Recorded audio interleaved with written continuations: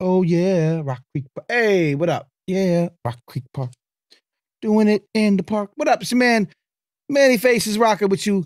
Hip Hop Can Save America, the live stream show, aka the most enlightening hip hop live stream in the world, aka the world's most important and educational and informative and inspiring hip hop podcast. These are big claims, but if you want to dispute me, show me another. And if you're just tuning in for the first time or you're watching on the replay or you don't know what I'm talking about or who I am, wait till we do the show and then you come back and tell me was I lying? Because I'm starting to get into my little talk my ish bag. If Quavo can do it, shoot. You know what I mean? So listen, it's your man, Manny Faces, rocking with you. This is Hip Hop Can Save America, the place where we discuss all of the ways that hip hop music and culture can uplift humanity, improve society in ways that are not always expected, in ways that are outside of education, outside of entertainment, including areas like education, health and wellness, science and technology, business and entrepreneurship, politics and social justice and activism. All of these ways that hip hop music and culture has found ways to intersect and combine and intertwine with areas of society that aren't necessarily entertainment based. It's not just about the dollar bills, y'all. It's not just about rap music. It's not just about the mainstream. It's about all these ways that hip hop music and culture are coming together to actually help improve the world. You might not know about these things. That's why we're here. That's why I do what I do. You will find me on all kinds of outlets, including this one, including a wonderful free newsletter that we put out every now and then, every now and again. It's called Words I Manifest. You should check out that free newsletter if you're looking for proof of concept of what I'm saying. Okay, Manny. Okay, dude that I don't really know, maybe because of the internet. I'm just stumbling here. Tell me about all the ways that hip hop can do all the great things that you're talking about, improve society and uplift humanity, help alleviate some of the racial disparities and economic disparities that we see all across our society. Prove it to me. Okay. So obviously you want to watch this show every week. You want to subscribe to the YouTube channel. If you're watching on anything other than YouTube, please come on to the YouTube channel. Go to hiphopcansaveamerica.com/watch. Come on to the YouTube, subscribe there. We put all the interviews. We're going to have a great guest on tonight. We've had several great guests over the last few months. You'll want to be on the YouTube channel. So if you're watching somewhere else, it's right there, hiphopcansaveamerica.com/watch. Basically, it forwards you to my YouTube channel. You'll want to subscribe there and make sure you're turned on notifications. You're giving thumbs up. You're sharing on YouTube. That's going to be the centralized place. But I still have a presence in other areas. So maybe you're tuning in, watching somewhere else. I appreciate you for doing that. The love I have for y'all, the love I have for hip hop music and culture and for doing this show is unparalleled, because if you notice, I'm wearing my New York Knicks shirt. We are in the middle of game 2 of the playoffs. It's happening right now. It's a tight game between us and the 76ers, and I'm okay with not watching it because I need to maintain what we're doing here. We're building something beautiful about it's a place, it's a home, it's a guide to the world of hip hop innovation and inspiration and insight that you won't find in other hip hop media. So if that's what you're into, stick around. Tonight we have a great guest. I like to say that this is the smartest hip hop podcast in the world. I think it's true. I doubt you could find one that has had more educators, more PhDs, more authors, more even artists that are not any of those things, but are just brilliant artists, right? We don't just delve in the entertainment world, right? We delve in the world of how can hip hop make the world a better place? That's it. That's all. Can hip hop make the world a better place? We say yes, and we like to prove it here every every week. Andrew Wang says, so no spoilers. I assume you talk about the Knicks game. No, believe me, it's right there. I have multiple screens. I'm very well technologically connected. I'm still watching it on the side, but I will be giving my full dedication, 96% dedication, or in the spirit of New York radio, my 98.7% of dedication to the show. But I'm still kind of watching on the side, and I expect our boys will take game 2 in Madison Square Garden. That being said, we are here tonight Great guest coming up, Dr. Todd Craig. He is the author of this book called K for the Way, DJ Rhetoric and Literacy for 21st Century Writing Studies. It sounds really academic and nerdy, and that's why I love it. But Dr. Craig is a DJ. He is of the culture, by the culture, for the culture. And he's going to talk about the way that DJing, metaphorically and actually in practical senses, is a way to help view the world, see the world, write about the world, read about the world. It's that lens through which we look at the world in hip hop. And in the academic sense, for sure, when you talk about rhetoric and literacy, these are academic terms. These are academic courses you might have taken. But we're going to talk about how the DJ, the cornerstone of hip hop, right? Now, we've had some MCs on this show. We've had some people talking about dance. We've been having people talk about the elements. We're trying to make sure that all of the elements are represented well on this show. But this is a really interesting look at DJing as a cornerstone, not just for the music business and the music industry and all the genre of hip hop, but also 21st century writing studies. It's brilliant, and I love it. The book was forwarded by Young Guru, of course, producer, DJ, and producer, Jay-Z fame, and everyone kind of knows who Young Guru is. And I'm going to get into it with him. And, we usually do the guests at about the 9:30 hour. So shouts to that. Right now, if you're watching, please thumbs up this video, share it on your social media networks.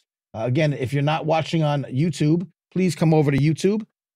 We are broadcasting live there. And that's the place you're going to want to be following us, youtube.com/Manny Faces. But you can also go to hiphopcansaveamerica.com/watch. And just making sure we're live. Everything looks good. I love it. I've got this horrible thing happening on my face. Please ignore it. Now that I told you about it, it's all you're going to see all night. Shouts to New York City. I was in New York City last week for the Hip-Hop Youth Research and Activism Conference. The yearly conference this time happened at Fordham University. Shouts to the organizers, Hector and Samaj, and all the great leadership team at the Hip-Hop Youth Research and Activism Conference. What a good time. Great panels, great sessions, great camaraderie. Young people, when I say young, I mean like college age, young college age folks running this conference, almost soup to nuts, top to bottom, putting out the call for papers, putting out the presentations, linking up with the performances, moderating the panels. Young people, we give young people a bad rap sometimes. We say, we look at the music on the radio, we look at music in the mainstream, and we're thinking, hip hop doesn't really have that thing anymore. And then I work with the people every year, the kids. To me, they're kids. The young men and women at the Hip-Hop Youth Research and Activism Conference, and I see that they take hip-hop seriously. They look at it through a critical lens. They want to research it. They want to use it as a form of activism. Shouts to Michaela, wants to use hip-hop as a tool for mental wellness, health and wellness, which we talk about on the show all the time. I interview all kind of practitioners in that field. So I don't, look, I know the general public doesn't know that these things are happening right underneath their nose. That's why we're here. That's why I'm here. It's me and Manny Faces. Hip-hop can save America, and this is how. When we say that hip-hop could be a tool to increase health and wellness, particularly amongst the communities that have been severely underfunded, under-resourced, and underloved all these years. Hip-hop can do it. We're the ones to tell you how. I am your guide. Shouts to Silent Nights. I know I'm live during the Knicks game. He said it, and true indeed. But y'all are with me during the Knicks game, so I appreciate y'all. We will just see. They're gonna win. It's gonna be fine. They're gonna win, and I'll watch the highlights, and everyone will be happy. Jason SK Silent Night. Jason, hello, Jason. Had a great album release party in Brooklyn. We were in Brooklyn last weekend. I came up from Atlanta, and I spent a good time hanging out and playing tracks from Silent Night's latest album. I really want to inform people that they should check out the free newsletter, mannyfaces.substack.com. I'll take a second to put it in the chat so you have the link. Because you're going to get a lot of information about all these stories and things we talk about. Please be subscribed to that. It's a free subscription.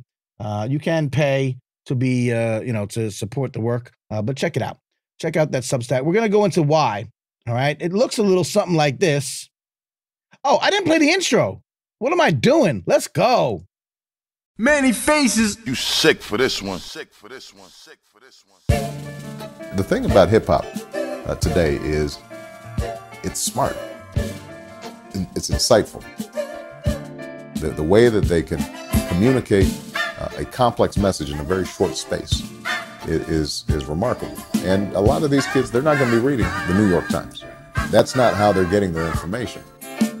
My hip-hop will rock and shock the nation. Hip-hop culture is more than music. Peace to you and speak the truth. Show 'em what peace can do in their ways for you.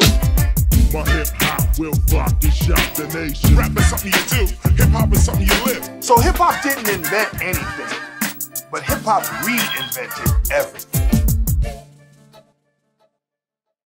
This is Baby Girl Faces. And this episode is brought to you by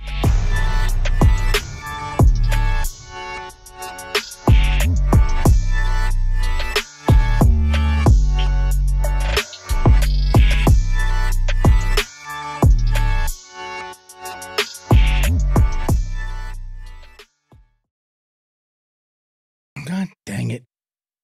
I'm working on it. I'll get it back. We're going to have it fine. That part is so important. The help that y'all are doing financially, I appreciate it. We have new supporters. That thing has to be updated. I got to talk to Baby Girl Faces. We got to do a little bit of a thing. We've had supporters that have been not integrated into that scene. Shouts to Patrick, Chris J, Adam K, Kath, Morgan, and new supporters just came in this week on the Patreon. Jamie F, Austin R on a VIP level, and Sarah R. I mean, to be able to get like more and more people, spend a couple of dollars a month to help with the cause here is incredible. And I'm very thankful. All this contributions, all y'all contributions, Silent Night here, Dr. Raphael Travis is in here, Andrew Wang is in here. It's going towards building this and making sure that more people can see it and building the reach. It doesn't go into, look, I don't even got new sneakers. Look, I got slides. No sneakers. It's not going to me. It's going to the cause, I promise you. So thank you to everybody else. We're going to update and have everybody, contributing, be represented and shouted out every time. That being said, let's get into it. I want to share with you before our guest comes a little something we like to call hip-hop news that isn't about dumb shit. We'll see it one more time. Hip-hop news that isn't about dumb shit. I gotta get these scenes right. These scenes have been switched around and I haven't quite done it right. But anyway, here we go. This is the newsletter I was talking about. It's a free newsletter. It's called Words on Manifest. You can catch that at mannyfaces.substack.com. It's free. It looks a little something like this. Okay, when you get there, you put in your email address. It's free. It's a Substack newsletter. Y'all know about newsletters. This isn't anything new to y'all. But it's probably the most, informative and important hip-hop newsletter that I've ever seen, right? You can go to hip-hop websites and you can hip-hop media and do all the things. You're not going to get the kind of roundup of information that we're giving you here for free, okay? And that is exemplified by the latest edition that just went out yesterday, okay? I put this out. I give you a little recap of, hey, how you doing? That's me, Manny. How have you been? This is what I've been doing. Here's an episode of this other podcast, my other podcast, Hip-Hop Can Save America, this thing that you might have missed. I say, hey, don't forget to subscribe to the YouTube channel so you get to see the live stream, blah, blah, blah. And we have a thing about merchandise. I got new merch. That's cool. And then I have this hand-curated collection of hip-hop news that isn't about dumb-ish. And why I say that is because a lot of times, although some of the bad old stuff right now going on is interesting, it takes over the hip-hop zeitgeist, right? And there are those of us who say, look, I love hip-hop music, I love hip-hop culture. I just the same stories on my feed 7 bajillion times, like, that gets to me. I need to find like something that's more, I'm grown. I'm not a kid anymore. I'm not into the stuff that's happening on that level. Where does that exist? It doesn't exist except here. So I hand curate this list, and what we do here is we recap some of it in case you haven't seen it. And even if you have, we can discuss it. So please throw your comments in the chat and we'll talk about it. Right now, we are doing what we have to do to make sure that, Andrew Wang says we take the lead, meaning the Knicks. Shouts to the Knicks playing off game 2. We did take the lead, but I'm taking the lead. right? I'm taking the lead of being the source, your guide to a world of hip hop innovation and inspiration and insight that nobody else is doing. I'm about to start talking my ish, but I'm stay humble right now. In the meantime, stick with me because we're the only ones bringing this to you. Now, we had an unfortunate couple of weeks since I was last with you. I wasn't here last week because I was in New York City. Peace to Adam Cruz, another supporter. Thank you so much, sir. Peace again to Andrew Wang, SK. I've got all supporters in the room tonight. This is beautiful, and I love it. And I thank y'all so much. This is what's happening. This is the result of that. Those contributions. The work will not stop. It makes me go forward and keep going. We had an unfortunate couple of weeks. I wasn't here broadcasting last week because I was in New York City doing these things. In the last 2 weeks, basically speaking, we lost Mr. C, the great pioneering DJ and person that was responsible for the success of groundbreaking acts like Big Daddy Kane, of course, and Biggie Smalls. Passed away at age 57, complications of kidney and coronary disease. So we lost a big pioneer, especially if you're in New York. Obviously, if you know those two artists, you already know his influence. In New York City, he was on the radio for many, many, many years. Just a cornerstone of the New York, DJ, artist world. And just a giant figure. And it was, sad to see. It's sad to see as we get older in hip hop, I always say the price to pay for getting older is that you have to sometimes witness those who don't. And with hip hop, we're starting to see that age range where, people are getting into their vulnerable years. Although 57 is still too young, and we must talk about the need for healthcare, not only for our artists, but certainly for members of the marginalized communities, Black and brown communities, specifically indigenous communities that have been tragically and traditionally underserved, underloved, under-resourced. And not saying that one is related to the other, but these things do happen to have correlation. Similarly, a giant in hip hop. Oh, what happened? A giant in hip hop, another giant in hip hop, passed away down here, out where I be in Atlanta. Rico Wade. Rico Wade was a gigantic figure on the Atlanta hip hop scene, responsible for those for folks like Outkast, the Dungeon Family, Goody Mob, CeeLo Green, and everything that sprung from that those beautiful seeds. 52 years old, just an architect. As somebody said in eulogizing him, he was Atlanta's, Puffy, right? He was that guy to bring. So the fact that Atlanta has overtaken everywhere, to be fair, I'm a New York guy, you know how I feel. But the fact that Atlanta has overtaken the world as sort of the epicenter of modern hip hop is in no small part to Rico Wade. So I wanted to give a shout out. There's a great, eulogy write up on by Maurice Garland on anscape.com. These are two links that I share with you. Again, when I have the newsletter, I curate these things. If you're not reading Anscape and you're not reading the New York Times, you're not going to necessarily catch these eulogies. You might catch a quick thing, a quick blurb on one of the hip hop sites you might stumble across, or a thing online, a meme, a TikTok, a reel or something. But if you want some in-depth information about who these great pioneering figures are, I find the right things and I link them so that you can do that. On a smaller scale, but no less obviously important to those who meant something to them.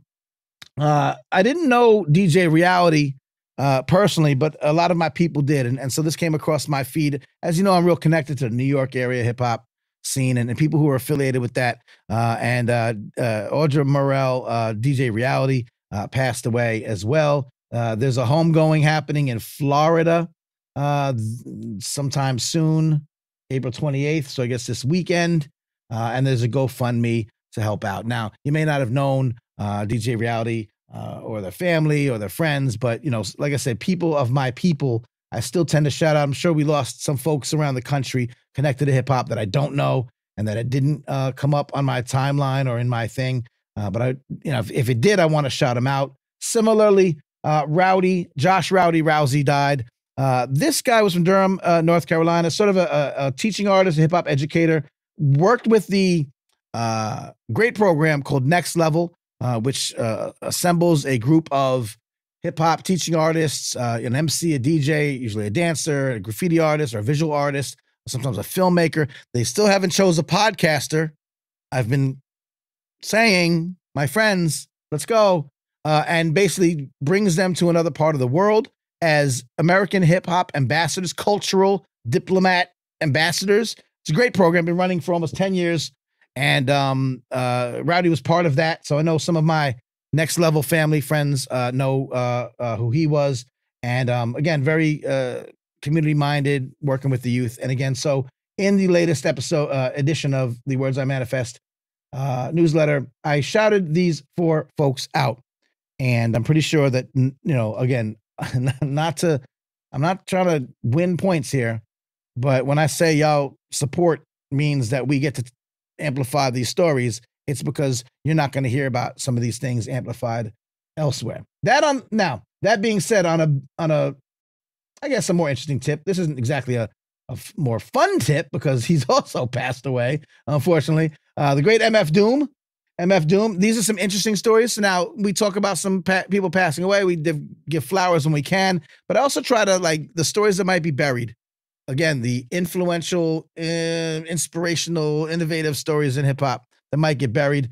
A biography about the life and career of MF Doom, one of rap's most enigmatic, fascinating characters. There's a book that's coming out, and it's called The Chronicles of Doom, Unraveling Rap's Masked Iconoclast. Will be coming out this year. I might have talked about it before, but this is happening. So if you're a fan of Doom, Doom died in 2020 on Halloween. We didn't hear about it for several months. It was a weird kind of thing. Recently, we celebrated the 20th anniversary of Doom and Mad Lib's album, Mad Villainy. So if you're a Doom fan, and a lot of people are, a lot of underground hip-hop heads are fans of Doom, you'll get a biography coming out. Now, moving along. How y'all doing? How we doing in the comment section? Any of this interesting to you? Y'all want to, oh, you know what? Adam Cruz, big up. I do want to point out, I did see this, sir, and thank you for mentioning this. Not a celebrity. Well, you know what? Celebrities are not necessarily more important than the people we know. Dr. William Patterson in Illinois, huge community leader, collaborator, visionary, and friend. I know that Cruz, a lot of the work being done at the, what do y'all call it? The Hip-Hop Innovation Center and Hip-Hop Innovation Lab, something along those lines, out there, in Illinois. We've talked about the summer camp you guys do. We've had you, you're one of the lost interviews. We'll get you back and talk about all the brilliant work you're doing. I know that Dr. Patterson had a lot to do with that. So we want to definitely raise his name. Hip-Hop Innovation Center, that's it. I was close. I was right. I was pretty much right. I mean, that was pretty much right. Off the top of my head, come on now. With the bourbon, come on now. You sick for this one, Manny. Where is it? Manny Faces. You sick for this one. So that was dope. I appreciate you bringing that up. Shouts to the friends and family and fans. Founding member and co-director of the Hip-Hop Innovation Center, which we've talked about, and I really appreciate what y'all doing over there. So we'll get more information about that. And we'll speak about Dr. Patterson's legacy, and I appreciate you for bringing that up. A few more things before we get to our illustrious guest. What do we got? Ooh, I run out of breath when I talk to you every week. You got me going. Knicks are up, by the way. You're damn right the Knicks are up. I know it. I'm watching it. It's over there. The Hip Hop Museum, the what used to be called the Universal Hip Hop Museum, is now called the Hip Hop Museum, which is interesting. I love them. We've talked to them. We've talked about them. I find it interesting, though, that they decided to call themselves the Hip Hop Museum. Like as if there's not any other. Anyway, we'll talk about that another time. My good friends at the Hip Hop Museum have worked with Microsoft this is really interesting. An AI program, an AI initiative to help aspiring artists is called Flow Scholar. It's interesting. Microsoft has teamed up with them. I'm looking into it because, of course, AI is really interesting, especially in the musical front, especially in the creative front, especially in the hip hop front. And how can AI work or work against or work with hip hop? And so the Hip Hop Museum has brought in this AI program, and it's to help aspiring artists craft their craft, right? So we're looking at it. Not only that, I'm going to give you a heads up. we are going to have, but we are going to speak to the folks at Microsoft who helped develop this program. So that's coming up in a couple of weeks. So yeah, I got real into the weeds with the folks at Microsoft to find out what is this all about and tell us more. So it's interesting. AI, hip hop, the museum, very cool. A couple more things that are of interest. Remember, these are all found. I'm going to put the link up one more time in my free newsletter. It's a free newsletter. Did you hear about any of this? Do you know about the AI and the Hip Hop Museum? Do you know about these folks that passed away? Obviously, the celebrities you know about. Do you know about the fact that Dougie Fresh and Slick Rick's Lottie Dottie entered into the Library of Congress? Officially, every year, the Library of Congress, United States Library of Congress, deems certain audio recordings as important enough to save for all time, for the future. Lottie Dottie and also Notorious Big's Ready to Die, the album, were both entered into the Library of Congress this year. This is interesting. Every time a hip-hop artifact gets added into the chronicles of the Library of Congress as sort of a representation of the nation's, great audio outputs, it should be celebrated. And again, Lottie Dottie and Ready to Die. Also, Bill Withers' Ain't No Sunshine, Green Day's Dookie, Blondie's Parallel Lines, and the comedy of Lily Tomlin are among 25 pieces inducted into this registry. Slick Rick says, this is an exclusive to rockthebells.com, which I linked to in the newsletter. Who would have known that two youngins from different parts of the world would come together and create a 4-minute and 58-second song with just their vocal cords and imagination, no music? I mean, it was a wildly inspirational thing. I would say it's music. I would say don't sell yourself short, Ricky. It's music. But Lottie Dottie did a lot to me personally, did a lot to folks coming up in that age. Beatboxing in the Library of Congress. That's right. Andrew Wang. We had some talks about AI, and we just had a little entrant into the hip hop battle. Zeitgeist, AI battling now. It's crazy. This crazy thing. We're going to have a whole episode about AI and hip hop. I promise you. Listen, I got more hip hop news that isn't about dumb-ish to go through. But again, please, if you see it on the screen, this is all coming from the newsletter. If this is all new to you and you're not in the newsletter, you need to be in the newsletter, and then you'll hear me repeating it, and we'll talk about it, in depth sometimes. If I don't have a guest, we'll get into these things. I got we'll go to this after the guest. We have a trailer for a new documentary called Hip-Hop and the White House. I want to play that for y'all, and I want to get your feedback on it. Listeners, I have some thoughts. We also have a couple of quick things. The 2024 Rap Laureate was crowned by Words, Beats, and Life. They're a great organization out in D.C. We've spoken to Mazi Mutafa, the executive director. We've spoken to Mikhail Amin, one of the contributors to that. Last year's inaugural Rap Laureate, just like we have a Poet Laureate, in the United States, there's a Poet Laureate. And the folks at Words, Beats, and Life were like, why don't we have a Rap Laureate? And so they decided we'll just crown one each year. Last year was the inaugural one. Lupe Fiasco was crowned. And this year, if you get the newsletter, you know who it is. But I'll tell you who it is after we come back. Right now, that's our first installment of hip-hop news that isn't about dumb shit.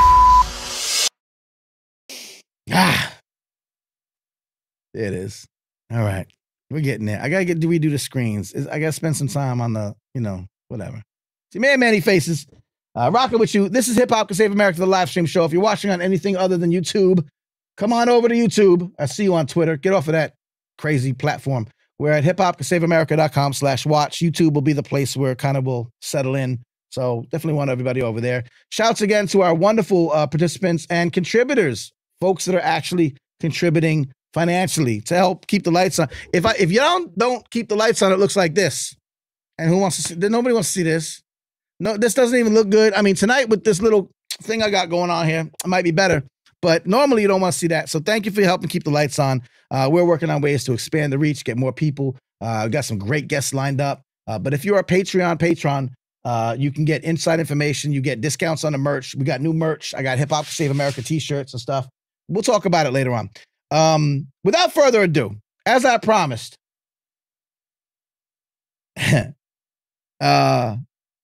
we we like to say this is the world's smartest hip hop podcast. And I say that, humbly, but find me one that's got more PhDs and brilliant people who don't have letters after their name, and people who've traveled the world, and people who know hip hop like the back of their hand, and also could tie it in with all the ways that it intersects with different areas of society and beneficial and mind bending and genre bending and influential and uplifting ways. Nobody's doing that but us. I said tonight, our reputation as the world's smartest hip hop podcast will not be diminished. That's because I have my friend, my man, my mellow, Dr. Todd Craig, author of K for the Way, DJ Rhetoric and Literacy for 21st Century Writing Studies. When you hear that subtitle, you already know it's some smart-ish. I don't even know what it means. We're going to find out tonight. My man. Manny, what's good? How you feel? How are you, sir? I'm good, man. I can't complain. Thank you for having me. As always, love the platform you got here. So I'm just excited to be here with you. I appreciate that appreciation. So nice to have met you in real life. We crossed paths. I vaguely knew of you and your work, of course, just by, and we were probably in this, just crossing boats crossing paths, in some of these places. But it was dope to kick it with you personally. I knew instantly right away. I wanted to kick it with you. I needed time to absorb your book. I'm not as smart as I sound, so I needed some time to get into it. Now, my backdrop game is pretty tight, but I appreciate yours as well. So just happy to be here with you, man. I'm just happy to be here with you, man. So, just happy to be in the building. That backdrop game is tight. I appreciate you. So listen, let's do it. Let's get into it. I promised, I told the people a little bit ahead of time, basically what we're looking forward to talking with you about. But first and foremost, I always say, listen, I don't want to read your bio. Tell people how you like to present yourself to the world, how you like to introduce yourself, allow you to introduce yourself as the way you like to be presented to the world. No doubt. I mean, my name is Todd Craig. I'm a kid who is from Long Island City. Shout out to the borough of Queens. Shout out to a Tribe Called Quest that just got inducted. I'm from Queens, from Long Island City. I grew up in Queensbridge and Ravenswood Houses. Shout out to Queensbridge. Shout out to Ravenswood. I made a few different choices. I was fortunate enough to go to a few different schools and kind of carry the hood on my back and make sure that I represented where I came from in the best light possible. While just like reading mad books and writing mad pages. Went to Williams College, Harvard Graduate School of Education. Got my doctorate at St. John's. While I'm doing all of this, I'm also a DJ. I've been a DJ longer than I haven't been a DJ. So by the time I get to my doctoral program to get this PhD, I'm teaching college writing. I taught K through 12 adult basic education, but fell in love with the college classroom, and knew that there was something to the work that we do as DJs and how students could reimagine how they're thinking about writing in a college classroom through the lens of hip hop, specifically through the lens of the hip hop DJ. I'm currently an associate professor of African American Studies at City Tech, which is a CUNY school right downtown Brooklyn. For the people who are not in New York, that's New York City College of Technology. So shout out to the AFR department, everybody there. I'm also an associate professor of English over at the CUNY Graduate Center as well. That's it. I'm here with that's this all. Book, So I you got doing some sneakers on this wall. Write some books, some like come on. some turntables over here on this wall. So I mean, I thought we got like multi-hyphenates out here, but anyway, slow down. No, you're doing great work. It's great. And look, anytime, what I do right here is just an amalgamation of all the things that I love to do. And I could tell that you figured out that you've cracked that code, and it's something that all of us want to do. And, I really love this connection. I'm going to go right to it. Let's start at the end. Well, not the end. Let's start at the now. There's never an end. It's going to keep going. Let's start at the now. Let's talk about the book a little bit. Let's talk about this idea. You mentioned it briefly in your intro to yourself. The idea of writing, the DJ can inform better writing. That doesn't make sense, right? Now I'm just saying, like, to you and me, it makes sense, but to the rest of the world, I talk about intersectionality of hip hop and technology, and hip hop and education, and hip hop and health and wellness. And those things seem disparate to folks who are outside of the culture. And even those within the culture, sometimes they don't always see those connective tissues. You said somewhere in the book is this phrase, and I'm going to ask you to build on this. The DJ as quintessential 21st century new media reader and writer. And I think that gets to the core, you correct me if I'm wrong, of what you're trying to get across in this text, right? Absolutely. The idea that the DJ or a DJ mindset or a DJ frame of mind helps inform and lead us as a 21st century new media reader and writer. I know you broke it down in 400, how many pages? Stop. It's shorter than that, man. 176 pages. Break it down for me now. Like, break that down for the people. Okay. So, let's just kind of start with the basic premise that, the DJ is the person who has easily throughout hip hop culture, written the soundtrack and the score to your night. You remember the DJ who was playing music when you danced with your first crush, when you kissed the first person that you had those feelings for. The first time you heard some of your favorite music, you know the DJ that played those songs. And the thing that I go to a lot now is we're in a moment of loss. There's that moment where you've lost someone and you're just caught in this moment of just mourning, and your peoples come and say, nah, you gotta come out with us tonight. We gotta take you up out of this spot. And they take you somewhere. You remember the DJ that gets you out of that grief for 3, 4, 5, 6 hours and helps you to transcend it and heal just a little bit. Right. We remember the DJs who do that for us. We remember the DJs who first put us on to hip hop. We remember the DJs who are telling these sonic stories to us, right? So the DJ has always been someone who has been curator and narrator for the ways that we understand culture, the ways that we understand hip hop, especially. Mm-hmm. When you think about rhetoric, I pull the definition I get from rhetoric. You're gonna laugh, but I know you get this one. It's from brother A.A. Rashid from that Fly Guard album. Shout out to Westside Gun and Griselda on the Fly Guard album on the song Outro.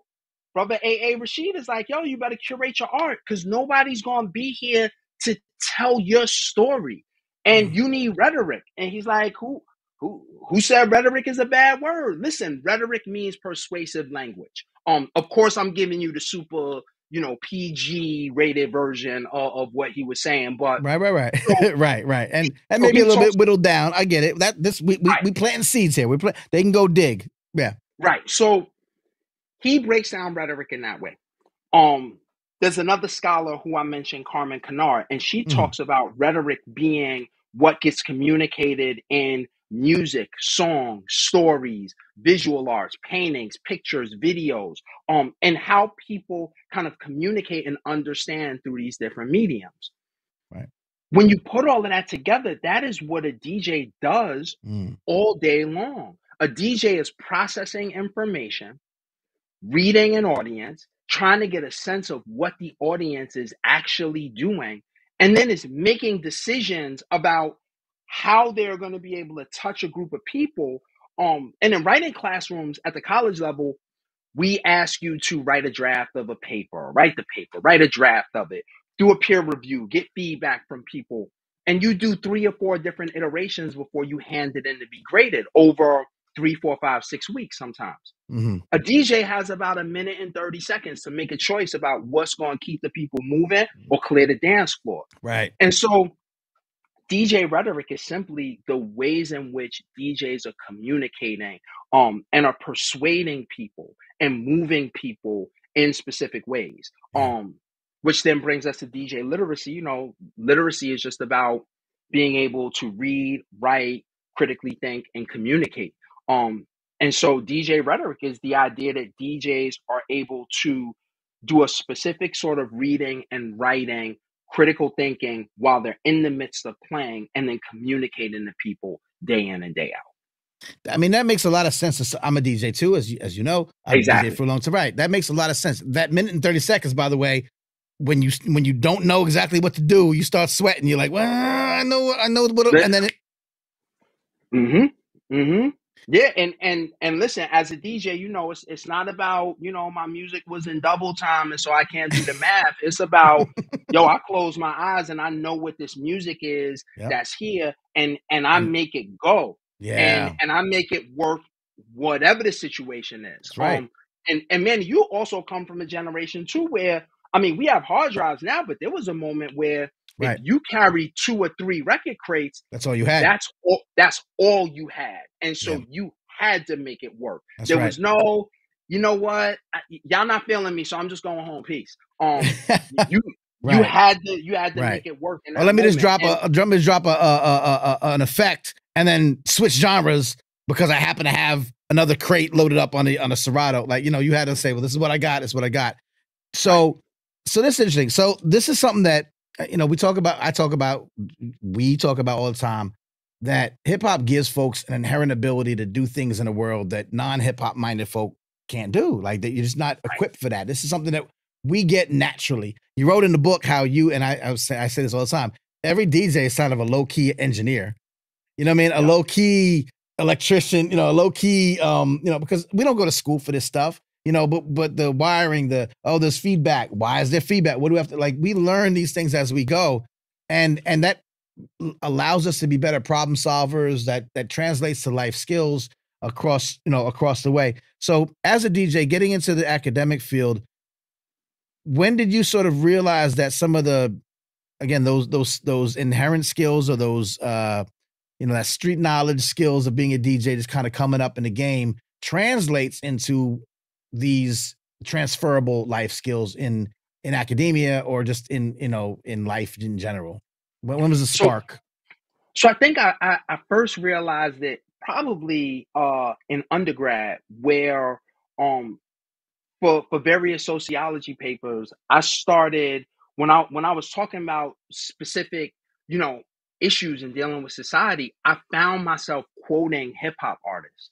And for every paper, I realized, like, yo, this scholar said something dope, but that goes right along with what Nas was saying. This That lyric goes right matches it. along with, what Right. P just said and how he told that story. That goes right along with this theory that they trying to break down.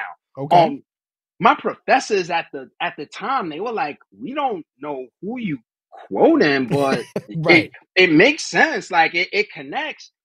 That was probably the first moment when I really realized that there was something to the way that hip hop gave me a specific sort of worldview that helped me to sharpen this critical and academic lens. Right. And then the thing I always say is, in English classes, it's funny that I'm an English professor because I didn't necessarily do well in my English classes in undergrad. Like, I got a C in English 101. The people who really taught me how to write, I had one, really dope English professor. Shout out to Clara C. Park. God bless her soul. She really was like, nah, Todd, I understand what you're doing. And she let me kind of explore and play. But my other English professors they weren't with Right. it. The people who taught me about writing and revision were all of these hip hop artists. I tell the story all day. The way that I learned about revision was watching P record in the studio. And watching how he did a verse over and over, take 2, take 3, take 5, take 10. Who this now? Who in the studio? Who? P Prodigy from Mobb Deep. Yep. Um, Because you were involved in the industry as well. so yeah, so Havoc is my cousin. Just so the That's a people fun know. fact Just so the for people you. know, Yeah, like, why, like, you're like, oh yeah, me and P, and I'm like, there's a lot of P's in the, yeah, which P and Right. why were you there peeing? No, you're right. So Hab is my cousin. Right on. We grew up from young together. And by the way, there's a Long Island connection right there. So Strong Island to Queens, you know what I mean? I know they spent a little right, time of out course. there. Yeah, of course. Absolutely. So, Strong Island Absolutely. right here, represent. Indeed. Absolutely. Yeah. So I was fortunate enough that I was able to be in the studio, I would say, for about 80% of the recording of the Murder Music album. And so I'm in the studio hearing Murder Music and then going back up to at that point I was in grad school. So Wow. I'm going from Soundtrack Studio and getting in the car and driving 3 hours to Cambridge, Massachusetts, and doing my classes for the week and then dipping back home. I It love it. was That it dichotomy, was man, crazy. huh? But that was the thing that kind of helped Taught me you to revision. So understand. yeah, build on that. Yeah. Tell me about Right. that. Mm-hmm. It was a thing where I saw what Have and P were doing, and I saw Have, as a producer and as an MC. I've been watching him, make pause button tapes since we were like 12, Of 13 course. years old. I've been Indeed. watching him write rhymes, and just kind of seeing what that trajectory was. It was, how am I going to find that trajectory? He found this thing that he loved young. Right. How do I make it all work? And so I had the pieces. I was DJing from young. I bought my first 2 turntables from a pawn shop my senior year in high school. Um, that turned into a thing in undergrad and grad school, just kind of DJing as love, but then also just as a job to support myself through school. Sure. Then I'm going to all of these classes at school when I'm not DJing. And then when I'm not in school or I'm not DJing, I'm sitting in the studio watching, arguably one of the illest Mobb Deep albums that we've all ever heard. Like, I'm watching the making of it. Mm. And so having those pieces all together, it was only a matter of time before it was like, well, I love to teach. I love to write. I love to talk to young people. Young people love hip hop. I love hip hop. I've been a DJ. We're talking about songs that I'm playing when I'm going to different clubs or different venues or doing different events. And so it all just slowly kind of started to mesh and make sense together. Yeah. You initially said, and again, part of the book is, sort of the research angle, right? Pulling in some of this, these experiences to try to, show that it exists, show that it's relevant, show that it's viable.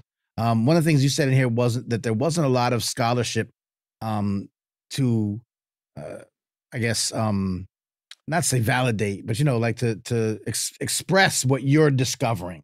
You went looking. There's not a lot of people writing about it, and that's sort of led you on a way to say, well, I have to document this sort of thing. I have to document the fact that as DJs, we see the world a different way. We could translate our DJ knowledge into areas like writing, which again, you're DJing, music, sonic, audible, all the things that aren't writing, but there's ways to connect and improve, and that it can be taught, and that it can be translated, and that other DJs, not just you and your vision, but some of the great DJs of all time also had this kind of, I think of it like the Matrix, right? And we're looking at the Matrix, and we can see things because we're DJs. We just see something different, and that's what the book was about. So, what led you to say, I recognize a gap in the scholarship, and I need to fulfill it, and one of the ways I want to do that is to talk to other DJs.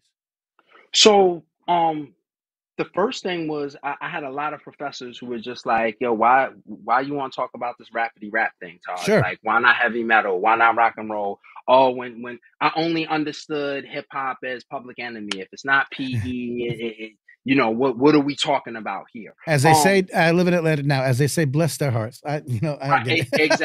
Exactly. I understand now. Yes, sir. So there was that part of it. There's the other part of it where I find that there are some academics who talk about hip hop. They have very different lived experiences than people who are cultural practitioners. The way I say it is that they approach hip hop from this Nat Geo perspective. Like, they're 1,000 feet away behind a tree with a zoom lens and a golf voice, usually with a British or Aussie accent. No disrespect to the Brits or the Aussies, right? But it's like this wax poetic about hip hop from afar because I'm scared that hip hop might come and touch me. Right. Very poisonous, very venomous.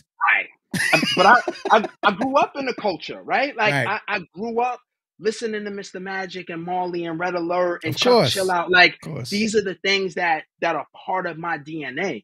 And so my thing is always, if we're going to talk about hip hop and do research on hip hop as a culture, we need to talk to the practitioners of that culture. We need to speak to the people who are doing that.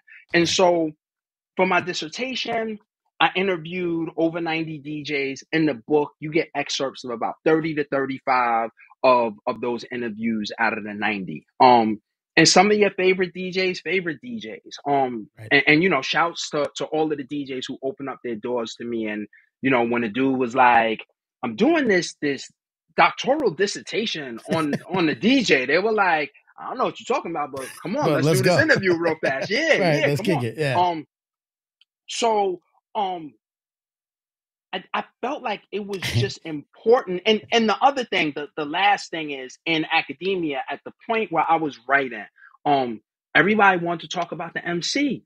MC. Right. Like you talk about the trifecta, right? So people will always acknowledge the fact that, hip hop, Cool Herc Band, Flash, and then they go to the MC, and it's all about the MC. And the MC is the greatest thing since sliced bread. Sure. And I love the MC. Some of my favorite people, and I have family who are MCs, but we don't talk about the foundation of the culture, which is the DJ. We would Right. not be here 50 years later if not for the DJ. And so I just felt like it was a moral imperative that someone spoke about the DJ, and in a way that was authentic, in a way that demonstrated that I knew what a 1200 was, and I had touched one and used one in real life. Really invested in what it means to not only kind of think about who a DJ is, but really is invested in what a DJ does. Yeah. Yeah. We talk a lot of times about that authenticity. For lack of a better, my dad was a brilliant. I'm a son of a college professor, a distinguished professor of sociology. Studied urban studies, sociology of minorities, all the things from Newark, New Jersey. Italian dude. He was like woke before woke was a thing. Brilliant dude. I grew up knowing what gentrification was when I was 8. You know what I mean? So, he jazz and blues connoisseur. I grew up with doo-wop in the house. I grew up with Count Basie in the house. I grew up with B.B. King in the house. So I got my musical chops from my dad. But when I started getting into hip hop, I'm telling him things, and he's very much, that's not, this, that's not that. And we having these discussions. I wish he was still around today so I could really spark him, because I was cutting my teeth on the argument tip. Brilliant guy, and he, there's no melody, and I'm like, but there is. But then sampling comes around. I'm like, but it's stealing. No, it's not. Like, we'd have these debates and these discussions, and but it's super important that and now he could have gone on as a brilliant guy and said, and as a blues jazz connoisseur, a black music kind of connoisseur, he could have gone on and said, because what they'll do is they'll reach over and say, hey, some things, teach the hip hop class. And he'd be like, sure, okay, whatever. I'll teach out, I'm competent, I could do it. But not having actual practitioners find a way to have one foot in the culture and one foot in the ivory tower has been a problem of the academy, I'd say, right? This is something that you're purposefully trying to make sure you're helping diminish. Right. And then also trying to bridge the gap as well. So yeah, it goes both ways, I guess.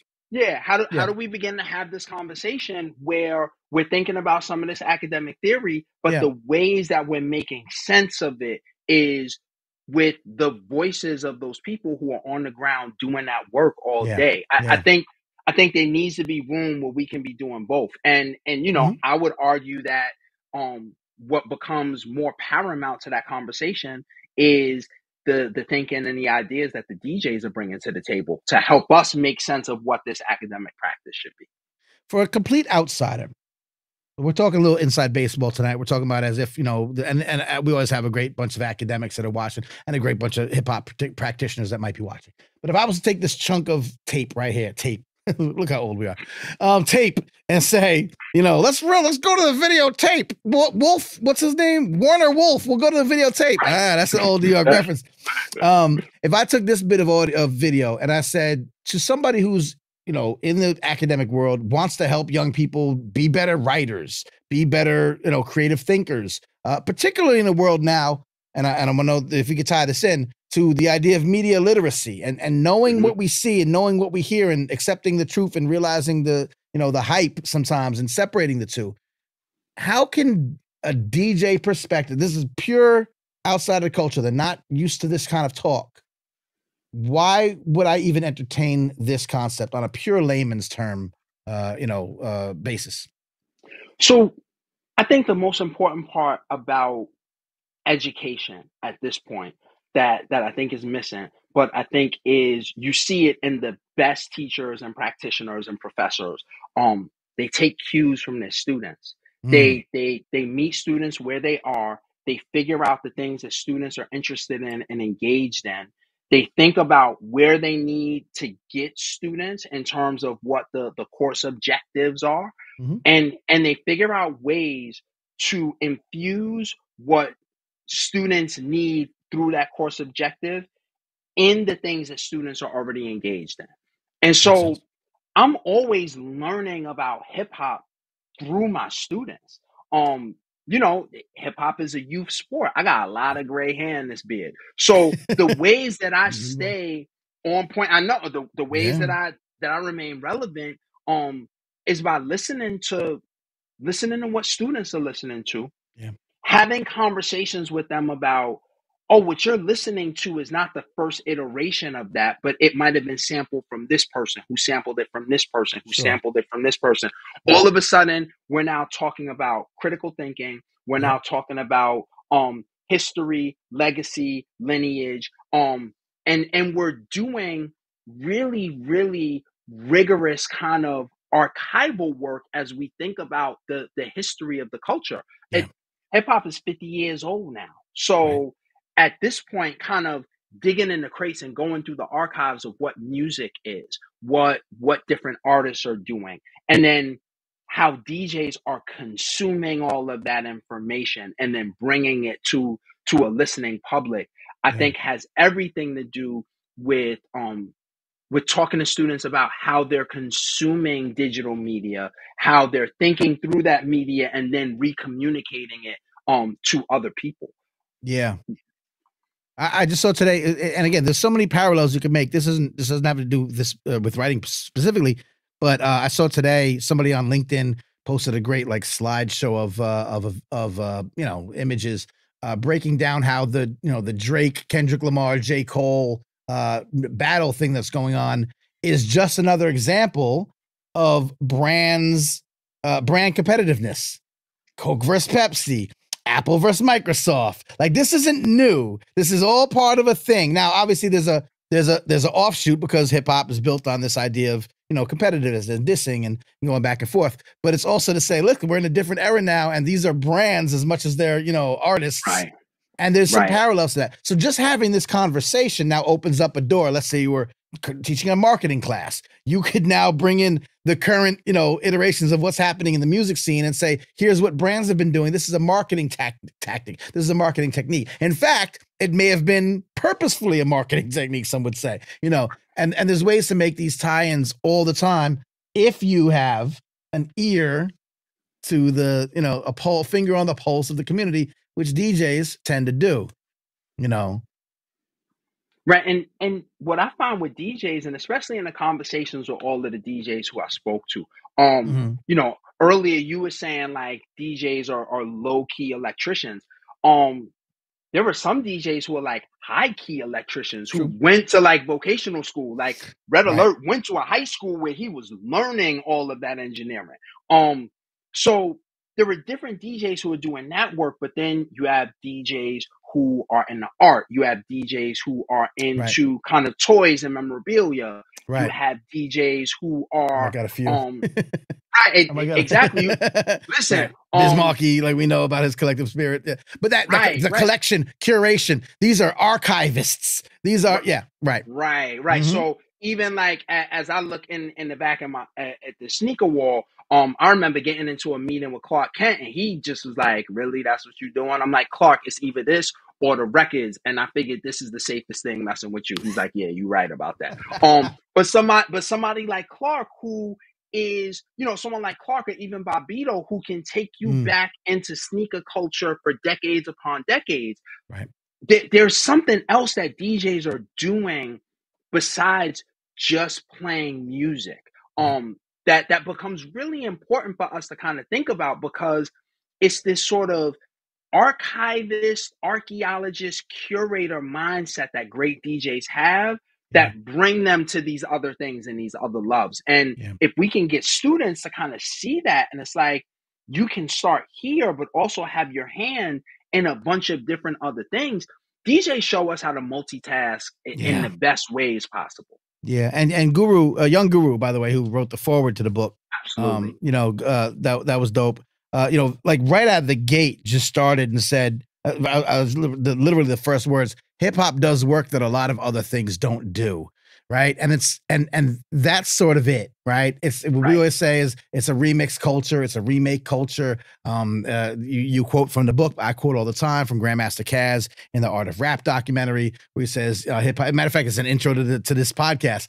Hip hop didn't invent anything, but it reinvented everything. And if you're able to put that mindset into the work, whatever work it is. Again, we talked about marketing, we're talking about education. As you know, anybody from any field can come on the show with a hip hop connection, and they're finding a way to innovate that field through a hip hop mindset. You know, right? And shouts to Young Guru. Even in that forward, he's talking about the lock-in code and I thought that was brilliant. I didn't know about that. I had never heard about it. I was like, yo, Guru is crazy for this one. But again, it just goes to show you how, where to the outsider looking in, it might just be, oh, this dude is a DJ and he's an engineer. Right. But when you start playing some of that inside ball and getting behind the curtain, you see, this dude is very well read. He's like a black tech geek on the low. Yeah. But it makes sense because he's figured out a way to take his love of DJing and engineering and understanding sound and sonics, and knowing that the way that I do that best is through having a deep-rooted knowledge of technology. And so that's just another example of people saying, this is what I love to do, but in order for me to be really great at this, I have to have my hand in these other pieces as well. Yeah, that's brilliant. Shouts to Adam Cruz. A bunch of people checking in and listening. Adam Cruz mentioning, just throw a comment up real quick. Limiting hip hop scholarship to examinations, explanations, and justifications through the lens of privileged knowledge will always come up short. That's what we're talking about. We're talking about expanding, expanding and adding to the whole. Look, I find personally, this is a person that loves to learn, right? Lifelong learner, right? I don't have. Of course, I'm the son of a college professor. I don't have a degree because that wouldn't make sense. Of course, I have to be the most difficult child possible. If you got kids, you know that the kid ain't gonna do the thing you want him to do. But that doesn't mean that I go through life trying to learn, try to understand, and expand my knowledge. And I find so many wonderful like aha moments with these intersections of hip hop and the way that we can improve some other thing that most people wouldn't think is connected to hip hop. So that being said, K for the Way, the book, sort of just bringing it back to people, like this is a practical, it's a research and it's a compendium and it's all the things, but it does serve as a guide in some ways, a practical guide for educators, but also just, I don't know, everyday folk. Like, who's this really aimed at? Who should read this? Who should get a deeper understanding of the things we're talking about tonight to improve their lives and the lives of those around them? I mean, I think it's a book for everybody, to be honest. I was just, shout to the homie Darren over at Revilla Grooves and Gear. That's my local record store out here in Jersey. What part of Jersey talking you in? About this. I'm in East Brunswick. Oh, okay. Shouts. Okay. My mama from New Brunswick. So, okay. I got Jersey in the fam. That's what's up. Exactly. Yeah. Okay. So we were talking about the book on Record Store Day. And he was saying, some of the theory stuff, I knew what you were doing. I didn't fully grasp it. But then when you were talking about your story of being a DJ, I locked right in. And then the interviews with other DJs, I understood where you were going. And when he said that to me, it made sense because I think the book tries to do three different things. Yeah. For one, it talks about these DJs through the lens of the DJs in their own voices. So you're going to hear these quotes from these different people who are just official ambassadors of what we know as DJ culture. Right. It then takes those voices to look at some of the scholarship that's in English studies, writing studies, African American studies, education, and urban ed. And then it also talks about my own experience being a DJ and also traveling through academia. And so there are going to be parts of it that some people understand better than other parts of it. But right. I think as you read the entire book, you kind of get this sense of there are these DJs who do really important work, who have really important things to say. There's a way to connect those thoughts and ideas to how we're teaching our students. In this book, I use mainly, examples in college classrooms, but I think it translates into high school. It translates up into grad school. And then also there's like a K through, besides just high school, like that K through 8 implication as well. Yeah. And then there's just going to be people who are like, yo, I'm a DJ too. I remember when my uncle first taught me how to play records, or when I first saw my father standing at turntables, or the way my mother used to teach me how to put the needle on the record. I think those stories are universal. And so, hopefully there's a little bit of something for everybody in this book.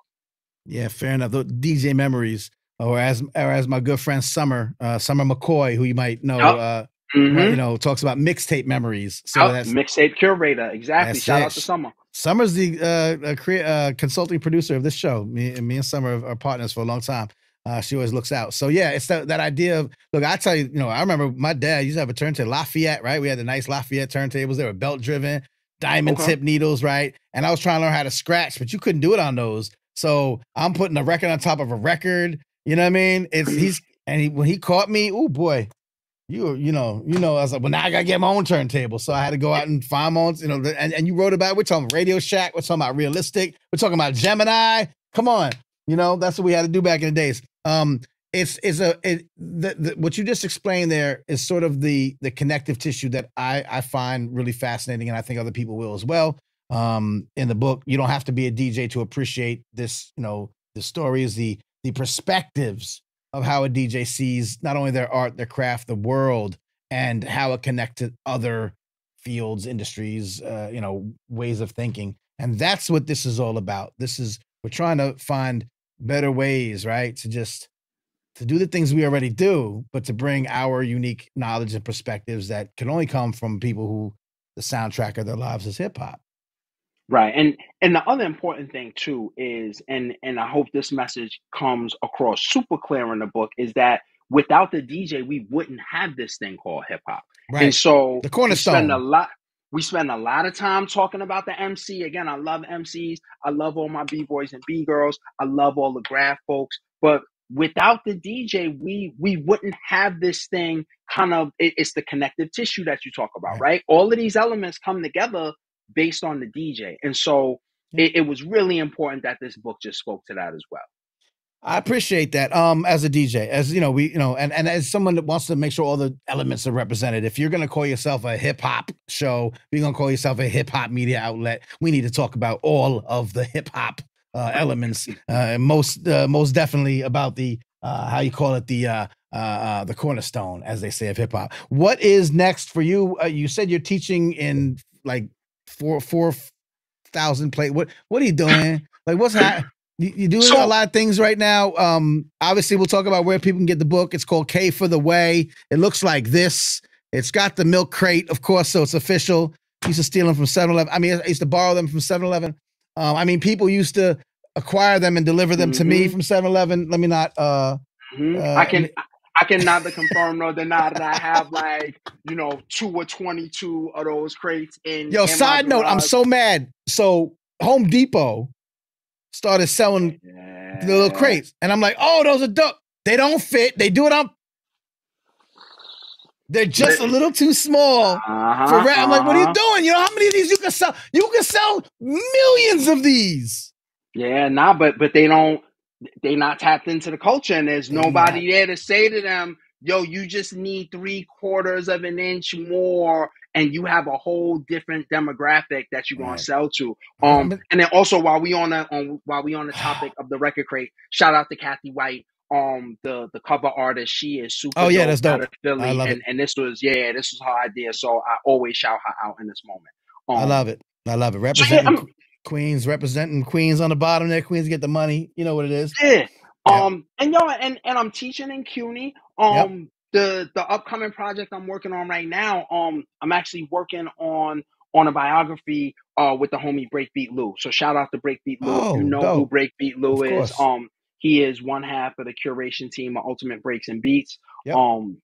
There's a lot of your favorite DJs and favorite producers who would not be here if not for UBB and those records that Lou curated. So I'm working with Lou on his biography. We gonna be hitting y'all with that super duper soon. I love And then it. I'm That's just like unsung, right? Like it's an unsung but a very influential and super important person to be recognized in that way. Give flowers. I love Yeah, it. no, we got to tell Lou's story. Lou's story That's is dope. so important for like that sort of second generation coming out of those park jams. Yep. He's the bridge to the park jams and what early hip hop producers will become. So, Yeah. yeah, so I'm working with Lou. It's super exciting. I'm honored to just be in the building with him and his greatness. So, working on that, and then just teaching these youth and running around with this book. The reception so far has been wonderful. So I'm just super thankful. Yeah. You put all this work into this thing and you hope that people like the thing. And Yeah. so Yeah. people seem to like it. So I'm glad I got it right. And DJs especially have told me that, Todd, thank you. You got this thing right. And so Yeah, that's important. that's what I'm doing right now. Yeah.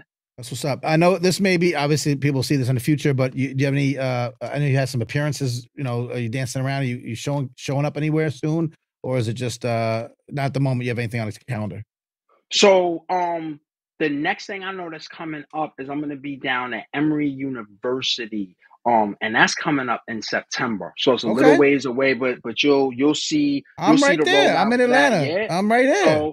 So you're gonna have to I'm gonna have to walk pull up. or ride your bike, come through. That's right. I got a bike. I got a but yeah, and I've been really running around from like Teachers College to Yeah. Williams College to Yeah. Harvard Yeah. Westlake out in LA to Buffalo State University. Just really, really just moving around with the book. So Yeah. on my website, you'll see all the dates coming up. Through my socials, you'll see all of the information coming up super soon. I was gonna ask, what's the website? Let them know. Website is drtoddcraig.com. So Yes, indeed. just how Manny's got my name spelled right there, That's it. .com. That's what's up. I found a fact. You see, like I got all these, because I'm like, these are all like I said, I know some things, and I'm doing some work too. And I'm actually, I'll tell you offline later on. We have a conversation. Like some of the stuff I'm trying to do, because I don't have as many years in the institutions as y'all, so I'm trying to do some smart stuff. But I know some things. I know some things, and I'm following a little bit of the lead here. I'm saying, oh, I see how y'all putting things together. There's some terminology. There's some methodologies specifically that you talk about in this book that I wouldn't have come across. So I find it really helpful. And I'm always, I don't hate. I know that this show is academic heavy sometimes. And I don't want to scare away folks who aren't academics. I don't want people to say, oh, I'm not a teacher. This doesn't make any sense to me. Because I'm not either. Right. But I'm finding ways to express myself now as a next, an older generation. I still do music. I still DJ. I was DJing in Brooklyn last week. Yeah, right. You know what I mean? But I'm also trying to see how can I apply my collective knowledge throughout my years as a hip hop head, as an independent scholar, as an advocate, all the things, whatever. How can I do that to advance the thing I love? And that could be, you don't have to be me. You could be a parent. You could be, and go to school board meetings and advocate for your kids. You could be, like big brother, big sister. What do you call it? Like a mentor. Like you could be a hip hop head and you're going to say, oh, I don't have to, there's lessons I can learn from my hip hopness that can benefit these young kids. I don't have to turn my back on them because their music sucks. And you know what I mean? So I find that books like this, work like yours, folks like you, our crew, folks that we rock with, really help make that clearer every day. And you might be academic. This might be an academic friendly book, but also, if you take a little time and dig in, you're going to get some things from it too, that I don't want to say everyday citizen, as if academics are on some plateau, you're going to get some gems that you could figure out how to put your stamp on making life better for somebody using that hip hop DNA that's in all of us because we came up as a hip hop generation. This all makes sense? Yeah, nah, absolutely does. The one thing I wanted to also do is just share with people my own story, because it's a regular story about a Right, kid that's who what I'm grew up saying. in New Like York we City all public right. housing. So it's almost like, I hate saying it's the everyman story, but Right. it's kind of just like it's the story that a lot of folks from New York growing up in our era, like we all kind of saw this. So wanted to share that with people just to bring it down from this, like there's the Dr. Craig part and Sure. teaching at these schools. But at the end of the day, like, yo, I'm just Todd. My peoples in the hood just know me as Todd. He was on the block with us. So and if making that's sure not, that it's accessible. I was gonna say, if that's inspirational as just among, you know, with nothing else, just to see representation matters, to see that it can happen, to see that, you know, it could work out, and to see that there's something really again transferable, right? Like that you could be inspired by this. Right. Yeah. And it's like I just made a connection with someone yesterday. Literally, there's a kid right now. I'm about to have a conversation with him in Queensbridge who's on his way to Williams College. I was literally up there for an event. I was pulling off, and there was a prospective student bus that had just parked.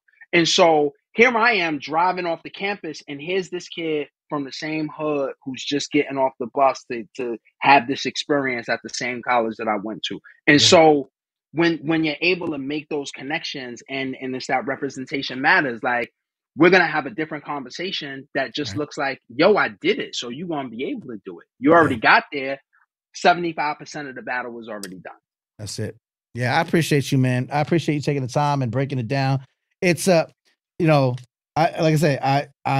it's beautifully, it's beautifully dense. Like, but I'm not saying like in a bad way. Like it's so fulfilling to me to kind of really see how you put this together. You know, the interweaving of research methodology, but that, like you just said, that personal story, that personal connection. It's the stuff I want to try to do. It's the stuff I'm attracted to. I want to bring, you know, folks into and realize that there's so much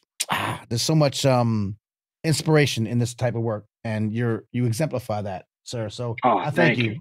Yeah, no doubt. I'm glad we got to kick it. Thank you for a copy. Thank you for spending time with me tonight. Anything else that I might not have covered or brought up? You do a lot of other stuff. You've done a lot of other stuff. We focused on the book and the idea here, and on your, you know, your current work.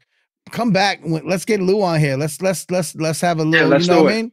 Yeah, let's do great. it. Absolutely. That'd be Shout super out dope. to Breakbeat Lou.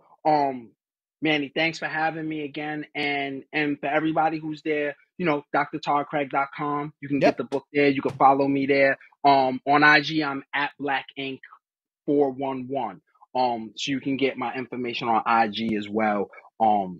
And you know, there'll be stuff that's I'm just rolling stuff out as it comes through. So I'm looking forward to, it's been a crazy year so far, and I'm looking forward to another even crazier year coming up real soon. I mean, that's what you get. You write a book, whatever. I get mad at people who write books. I've been trying to write a book for so long. I hate all your authors. I keep having authors on the show, and I'm like, I hate all y'all because I can't do it. I'm working on it. I'll get there. But I'm super proud of your work, and I'm glad to know you. And when I'm back in Dirty Jersey, we'll hang out. And when you down here at Emory, hit me up, and I'm just down the road. So we'll hang out. We'll chop it up some more. And really come back to me. Come back to me with anything you got, and I'll spread it to the channels of people who pay attention to me. You know what I mean? Absolutely. Appreciate you, for real. Thank you, my friend. Have a good night. Be safe. And, you know, maybe you should think about buying more sneakers. I don't know. I'm just saying. Maybe you don't have enough. So look, you only got a little piece of I see that. I see it extends. Listen, I can do the same thing here. I don't know how to like get, but I feel you, man. I appreciate you. Thanks for your time, bro. All right, cool. All right, be safe. Dr. Todd Craig, my man, my mellow. K for the way. DJ Rhetoric and Literacy for 21st century writing studies. DJing can help you be a better writer. Brilliant, right? I mean, not surprising. Not to us in this field, in this intersection world. Not for those who listen to hip hop can save America. By the way, the interviews of these still get put out onto the audio feed. So if you're an audio head and you don't want to sit through the 1.5, 2 hour long bantering of all the other stuff, just subscribe to the audio podcast. You still get the good interviews. We still put those up as well. But that's what we do here on the live stream show. Can I just say, Andrew Wang, get out of the comment section and tell me what's happening in the Knicks game that I'm trying not to pay attention to because I'm trying to be respectful of this show. I know the Knicks won. You damn right they won. Let's go. I wasn't worried. That's why I wasn't watching. Come on, man. Let's go. Anyway, shout out to my New York brethren. New York Knicks 2-0 against the Philadelphia 76ers. And that's what's up. So listen, once again, drtoddcraig.com. We'll have the standalone interview put up in a couple of days. Follow his work. Great work. By the way, he's a contributor to the Bloomsbury Handbook on Hip-Hop Pedagogy. I think I got that right. And that is now out. I'll have it linked in the newsletter. Basically, look, if y'all like this stuff, man, if you like what you saw tonight and you're not subscribed to the world's most enlightening hip-hop newsletter, mannyfaces.substack.com, it looks a little something like this. Hit it. No, seriously, hit it. I'm getting there. One day I'm gonna have a person to press little buttons for me. It looks like this. We have a whole list of hand curated. I gently select them and I wash them off like the Dawn commercial with the little duck that's covered in oil. I take these stories of hip hop goodness that I find from around the internet that you don't know about because your favorite hip hop site isn't covering them. So I find them. I go into every nook and cranny of the dark web and I fend off people trying to take my identity and steal my credit card information just to bring you the dopest hip hop stories of innovation, insight, and upliftment. And in the free newsletters right there on the screen, mannyfaces.substack.com. I'll link to the Bloomsbury Handbook of Hip-Hop Pedagogy. We're going to have our friends Lauren Kelly, Dr. Lauren Kelly, and Darren Graves, the editors of that. There's a podcast that goes along with that we've just produced. It's a whole thing. So if you like this kind of stuff, you're going to want to stay tuned to this show consistently and voraciously. How's that for big words? So listen, a couple more things before we go. I want to make sure I cover a few more items that were in that newsletter. This is what I like to call hip-hop news that isn't about dumb I'll get the screens right soon, guys.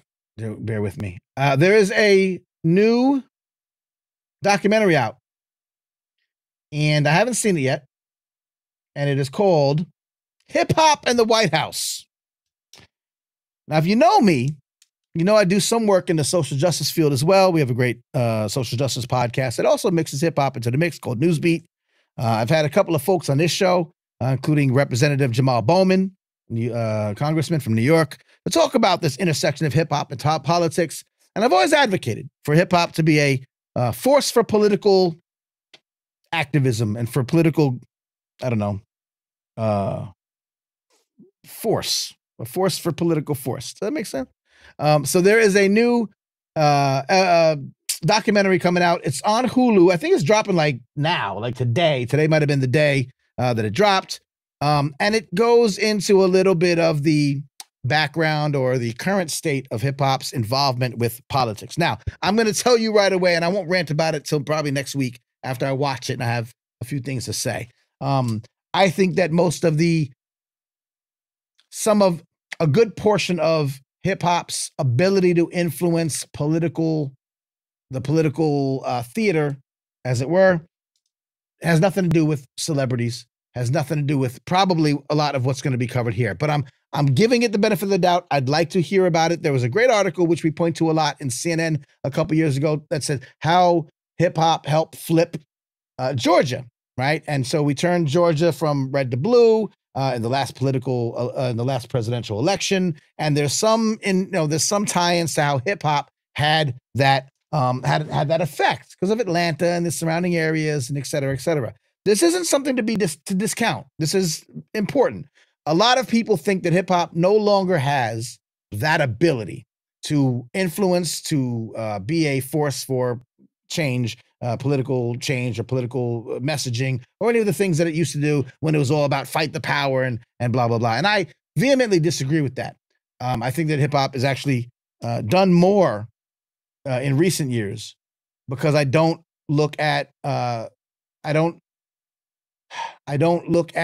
the only involvement of hip hop to make these kind of changes needs to be music, right? I think that people who are of the hip hop mindset or of the hip hop generation that are involved in political movements are just as effective as quote unquote protest music was in the past.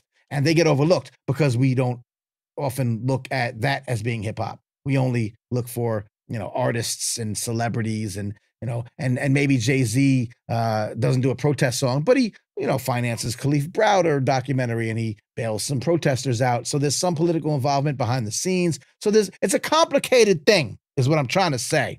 However, we'll look at this trailer. We'll watch the Hulu documentary on our own, maybe homework, right, for next Monday. And then we'll come back and we'll talk about it together. It'll be like a book club, but it'll be not a book. So let's play this trailer right quick.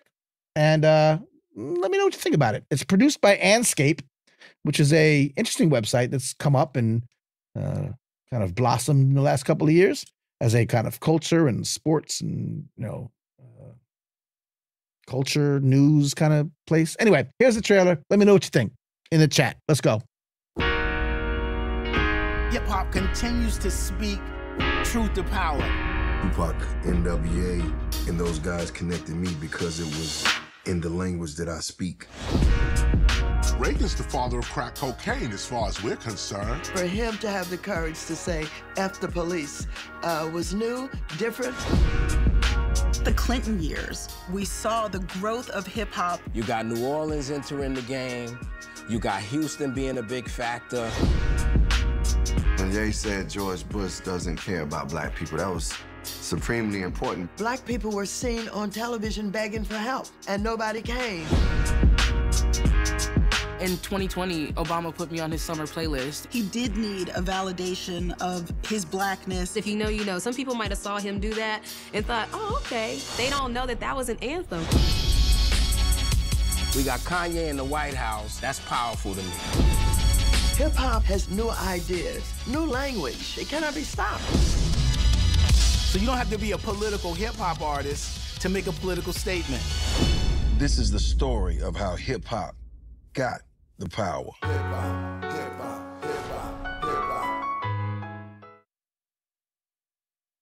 So there you have it. GZ is in there, Common's in there. Chica, you saw Bun B, Karis One, Roxanne, Shantae, and more. This will be it's out now. It's out on Hulu right now. So definitely check out that. I think I'll withhold judgment. I'm sure it's fine. It's gonna be great. But I'll give you my prediction. I will say that it's probably going to do some, tell some good stories, some good intersections of hip hop and politics, but it won't be quite as nuanced as I would personally like to see. But we'll see. We'll see what happens. I know some folks, John Gotti, who used to be a very influential blogger who I've known for many years, was a creative director on this. So it may actually come through and have some substance, and I'm looking for it. I don't just want it to tell the story sort of over, the surface area and all the celebrity stuff. I want the nitty gritty. I know that there are people in their communities, and I talk about this all the time. Rest in peace to my man Majesty.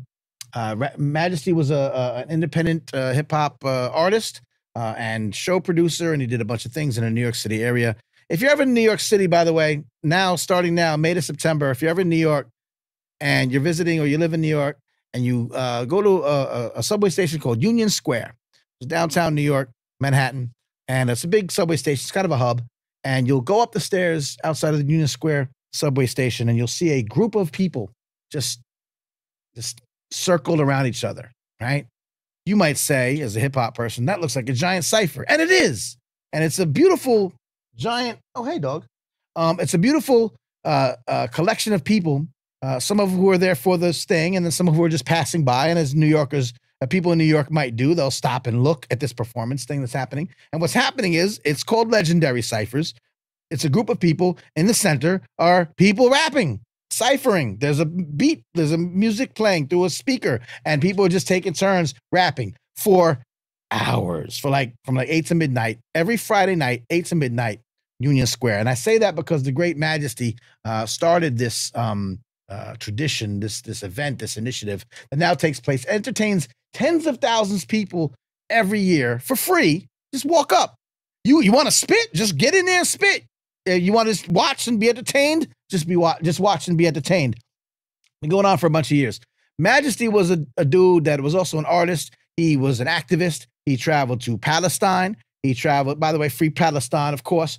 Traveled to Cuba. travel to other parts of the world, conflict regions, would work with human rights organizations to try to bring better conditions to folks who are in, oppressed situations. He would also make music according to those ideals. And also, very importantly, in New York, would be a community organizer, worked with organizations. I keep wanting to say Justice League, but it's like NY Justice, or I forget the name of the organization, an organization called Cop Watch, which was formed to help citizens learn how to better film police interactions with the public.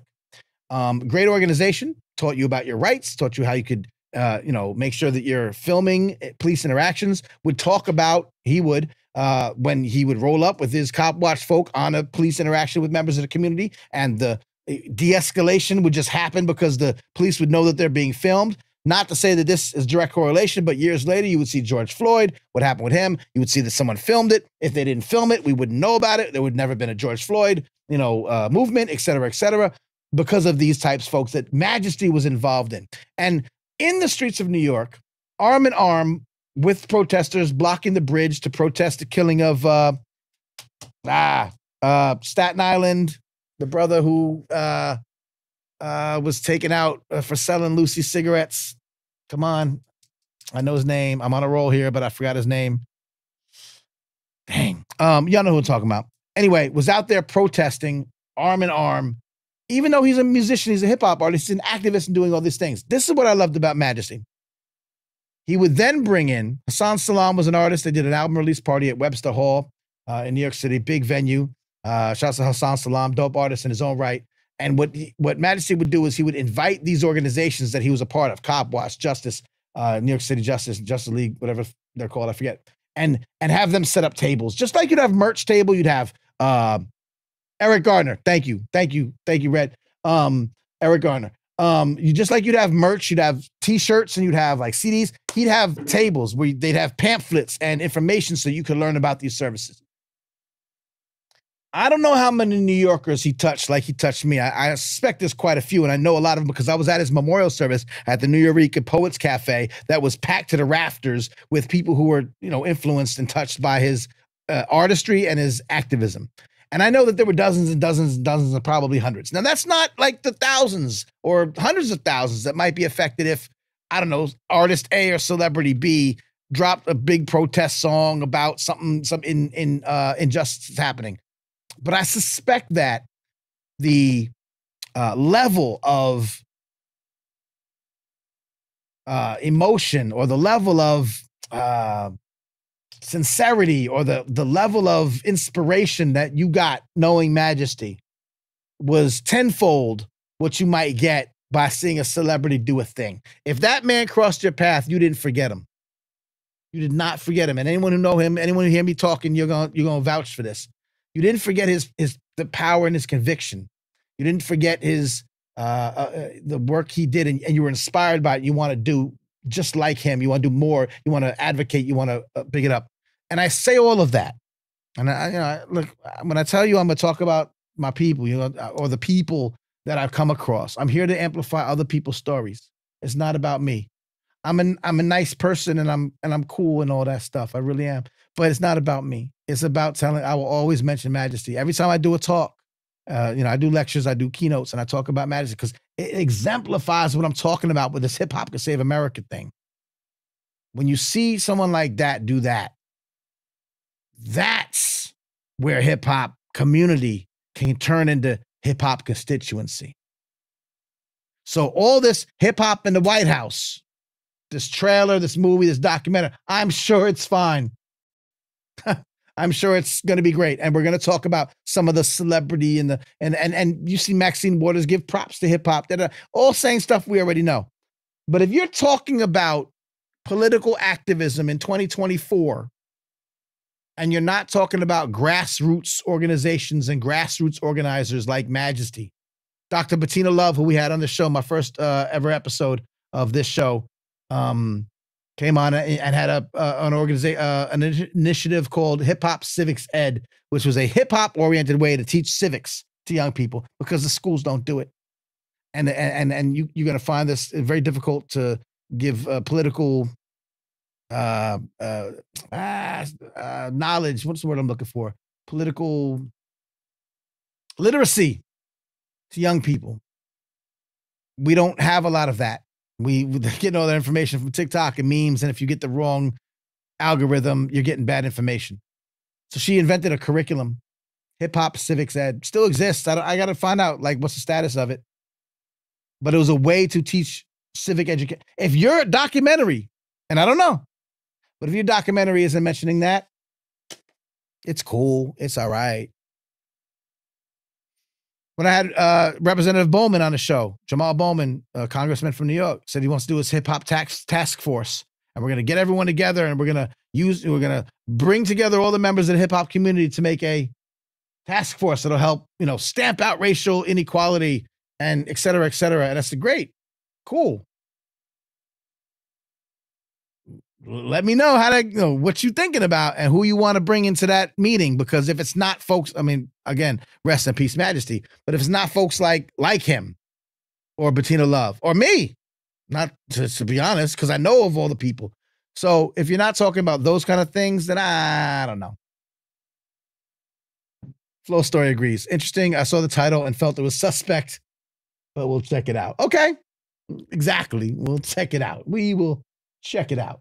Anyway, great show tonight. I loved Dr. Todd Craig. One time, shouts to Dr. Todd Craig. K for the way.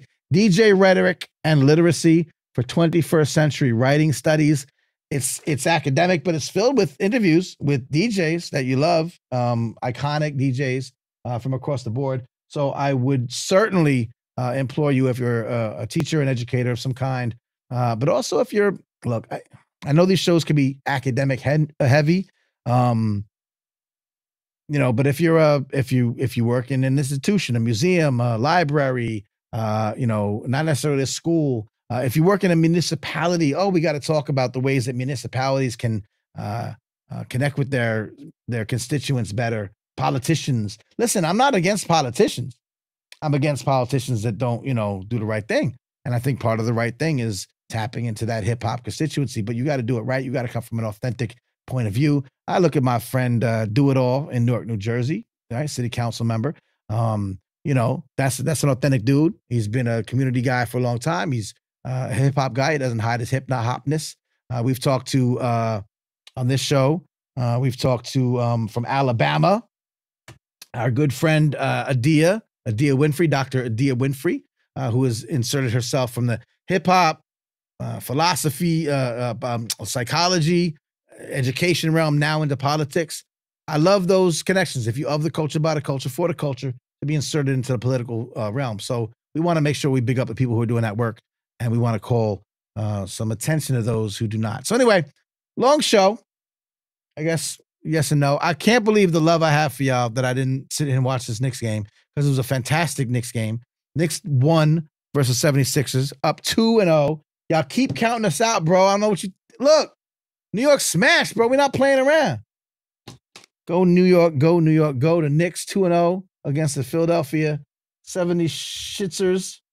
And it's a beautiful, beautiful year for us. But anyway, I did it for y'all. I did it for hip hop. Can y'all do it for me? We will take a little bit of time at the end real quick. I left the newsletter thing on the screen, but sign up for the newsletter. I just put out a good one. All these links, all these stories are in there. A couple we didn't even talk about.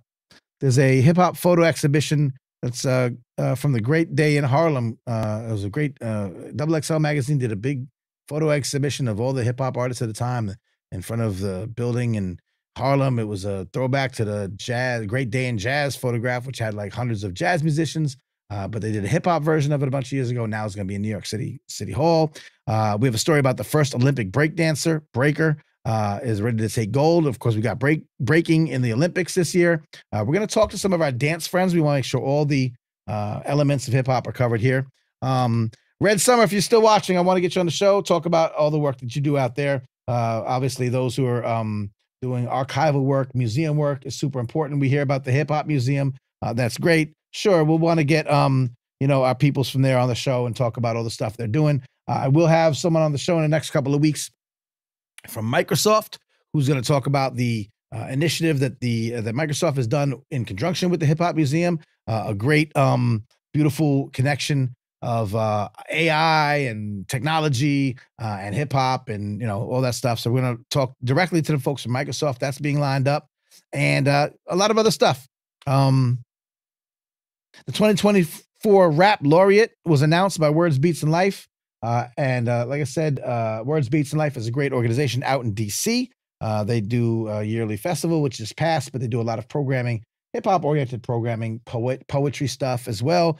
A lot of youth-oriented, youth empowerment, and youth artistry programming in the DC area. And when they realized one year that every year we have a poet laureate, the United States Poet Laureate, some states have their poet laureates. There's no rap laureate, and there should be. And they decided to just say, well, we're going to crown one. And they put together a great publication last year to anoint their inaugural rap laureate, Lupe Fiasco, which I think was well-deserved.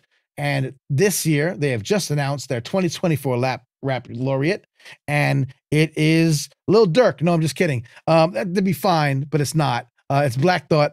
It's Black Thought, of course. And even though Philly lost, we still shout out Philly. Philly's a good town. Just not against the Knicks, and I can tell you.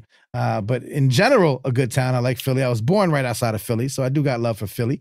But Black Thought crowned the 2024 Rap Laureate. You can get your copy of the digital copy of their publication, which is a great compendium of contributors writing about why Black Thought is such a viable candidate to be crowned Rap Laureate. So stories like that, just sign up for the newsletter. And if you want, I've had it on here for a minute. I'm hinting nicely, patreon.com/Manny Faces. If you want to support this work takes money. This takes time. The more contributors I have, and we got 3 new patrons this week. So thank you to Jamie F, to Sarah R, and at the VIP level, my man, Austin R, VIP level. 25. That's you get a free shirt. We got new merch. We got new Hip Hop to Save America merch. You'll get discounts. And next week, I'm going to give y'all a free song from one of our friends who just put out an album. And you have to buy the album to get the song, but I'm going to give you the song for free. So I'm starting to do a little bit more on the Patreon. So make it worth your while to come check me out. That's all I got for y'all this week. I was gone for 2 weeks. I'll be back next week. If you're a patron, I'll also tell you who's going to be a guest before everyone else knows. So that's fun. But yeah, man, that's about it. I hope you enjoyed the show. Please tell a friend. Thumbs up if you're watching. Give it a thumbs up. Make sure you're, following us. YouTube.com/Manny Faces. And I'll be back next week. Man, this is good stuff we do here. All right, that's it. I'm done. Peace and love, y'all. Thanks for checking out. Once again, thanks to Red Summer. Shane, a flow story. Shouts to Andrew Wang, who was watching the Knicks game, but also tuned in. I respect that. I appreciate you. I was watching it on the side. I didn't want to look away too often from my interview, but I was definitely keeping an eye on it, and I saw it was happening, so I was very happy. Thanks to Adam Cruz, who had some great comments in this section. Run this back. Shouts to Jason. Why do I keep going you, Jason? JSK, Silent Night, my man, my mellow. We had a great album release party in New York City last weekend. Where will I be? I'll be in Ireland next month. This is wild. I'll be at the European Hip Hop Studies Conference presenting a paper and just hanging out with some of my other, European and some American hip hop academics and folks that are going to be over there. That's the only thing I've got coming up. But I am in and around these Atlanta streets. So if you're out here visiting, or if you live out here, give me a holler and we'll hang out. Other than that, yeah, patreon.com/Manny Faces. Substack, mannyfaces.substack.com. Great newsletter just came out. A lot of cool stuff, a lot of cool stories, a lot of cool events. I didn't even talk about all the events coming up. If you're in New York, you can celebrate 40 years of Video Music Box with Ralph McDaniels. If you're in Massachusetts, there's a 50th anniversary of Hip Hop Symposium at Massasoit Community College. And at Harvard in May, the 8th annual Can't Stop Hip Hop Education Conference. That's always a great time. In New York City, the 2024 Peace and Justice Youth Conference. That's happening on May 4th. Are you in California? May 8th, Cal State Northridge is having the Cypher Symposium featuring Crazy Legs and other guests. If you're in New York City, Empowerment Voice versus Exploitation and Hip Hop, Confronting Misogynoir. Join us in this critical conversation on the role of hip hop in shaping perceptions and realities of Black women's lives. That's happening at Brick. Shouts to Brick. Shouts to my man Wes Jackson, who's the executive director of Brick, the Brooklyn. But it's Brick. If you in Brooklyn, you know it. Wes Jackson used to run the Brooklyn Hip Hop Festival. So always bringing hip hop into the community institutions. And then, of course, like I said, end of May in Ireland, the European Hip Hop Studies Conference. June, the Hip Hop Ed Conference, again in New York City. October, Chattanooga. Chattanooga has a dope hip hop summit. I've been there for 2 years so far. They have a lot of great community-oriented events. They have some panel discussions. Dame Dash was there last year. Chattanooga, right up the block from Atlanta. They're having a hip hop summit. And I will be adding more as I come across them. Patreon.com/Manny Faces to support the show. But you get all this for free if you just sign up. Also follow me on Instagram. I share a lot of stuff that doesn't always make it to the newsletter and doesn't make it to the show. So if anything, follow me on Instagram, Manny Faces Official, as opposed to Manny Faces Fraudulent. That's not me. If it's at Manny Faces Fraudulent, that's not me. Clearly. I don't know why someone would call themselves fraudulent, but it's ridiculous. Obviously, I'm Manny Faces Official. And I'll be with y'all next Monday, 9 p.m. Eastern, here, youtube.com/Manny Faces. And I have to go check on this dog. I told y'all a couple of shows ago, I got a new puppy. He's been fine. He's getting acclimated. I have a 3-year-old dog who wasn't very happy. But they're working it out. They're coming to terms. But then we found a stray dog yesterday, and he's here just roaming around the studio, and I don't know him that well, but he seems very nice. And we're not keeping him. No, we're not gonna do it. We're gonna take him to the appropriate place because there's probably a family looking for him. But he's just here, and it's dark, so I don't know what he's doing. And now all of a sudden I feel very nervous and threatened, but I'm sure he's fine. I'm sure he'll be fine. So I'm going to go check on him, and I'm going to check on y'all next Monday, 9 p.m. Peace and love. Thanks for rocking with me tonight. Go Knicks, baby. Arr!